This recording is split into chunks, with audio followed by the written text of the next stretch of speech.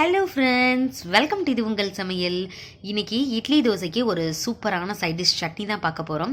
கருவேப்பிலையை யூஸ் பண்ணி ரொம்ப டேஸ்டியான சட்னி எப்படி செய்யலாம் அப்படின்னு சொல்லிட்டு வாங்க வீடியோக்குள்ளே போயிட்டு சட்னி பார்த்துடலாம்.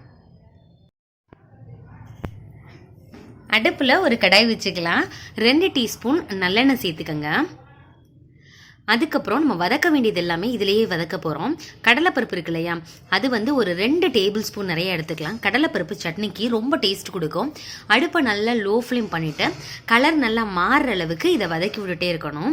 சில சட்னியில் நம்ம கருப்பு உளுந்து, உளுத்தம்பருப்பு இதை நம்ம போட்டு முழு உளுந்து இருக்கு இல்லையா, அதை வச்சு நம்ம சட்னி செஞ்சுருப்போம். அதை விட இந்த கடலைப்பருப்போட டேஸ்ட்டு ரொம்ப நல்லாயிருக்கும். இந்த சட்னிக்கு நம்ம இதான் யூஸ் பண்ண போகிறோம். லைட்டாக கலர் சேஞ்ச் ஆனதுமே 1 டீஸ்பூன் மட்டும் இதில் வந்து சீரகம் சேர்க்க போகிறோம். சீரகம் வந்து என்னடா அது குழம்பு வாடை வருமா, அந்த மாதிரி தேவையே இல்லை, நினைக்க தேவையில்லை. ஏன்னா ரொம்ப டேஸ்ட் கொடுக்கும். இந்த சீரகம் வந்து அப்படியே சட்னிக்கு சூப்பரான ஃப்ளேவர் கொடுக்கும்.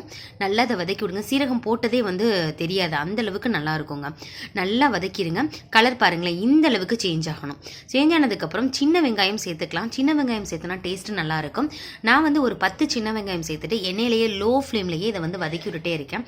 உங்கள்கிட்ட பெரிய வெங்காயம் தான் இருக்குது அப்படின்னா ஒரு வெங்காயம் கூட சேர்த்துக்கலாம். ஆனால் சின்ன வெங்காயம் தான் டேஸ்ட்டு ரொம்பவே நல்லாயிருக்கும். கலர் நல்லா சேஞ்ச் ஆனதுக்கப்புறம் கண்ணாடி பதம் வரணும்.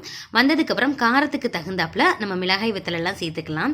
நீங்கள் காரம் அதிகமாக சாப்பிடுவீங்க அப்படின்னா 7-8 வத்தல் கூட சேர்த்துக்கலாம். நான் வந்து இந்த சைஸ்லேயே ஒரு 5 தான் சேர்த்துருக்கிறேன். இதுவே டேஸ்ட்டு காரம் எல்லாமே வந்து ஓரளவுக்கு கிட்ஸ் எல்லாம் சாப்பிட்ற மாதிரி கரெக்டாக இருந்துச்சு. ஏன்னா நம்ம கருவேப்பிலை எல்லாமே நிறைய சேர்க்கறதுனால உங்களுக்கு காரம் வந்து அந்தளவுக்கு தெரியாது. நான் வந்து ஒரு 3 கைப்பிடி நிறைய இருக்கிற மாதிரி கருவேப்பிலை ஃப்ரெஷ்ஷாக இருக்கிறதா பார்த்துக்கோங்க.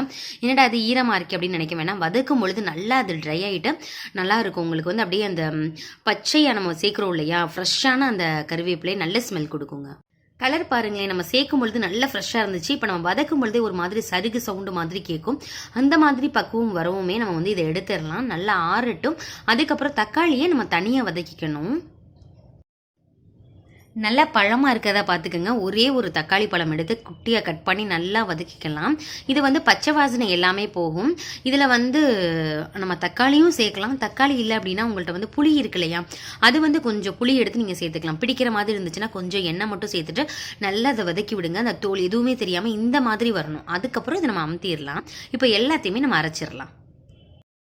நல்லா ஆறுனதுக்கப்புறம் கொஞ்சமாக உப்பு சேர்த்து இதை அரைச்சிக்கலாம். தக்காளியை ஃபஸ்ட்டே சேர்த்துறாதீங்க. அதுக்கப்புறம் நம்ம ஒரு சுற்றினதுக்கப்புறம் தக்காளி சேர்த்து நல்லா அரைச்சிக்கலாம். தண்ணி தேவையான அளவு தண்ணி சேர்த்து நல்லா இந்த மாதிரி நைஸாக அரைச்சிக்கோங்க.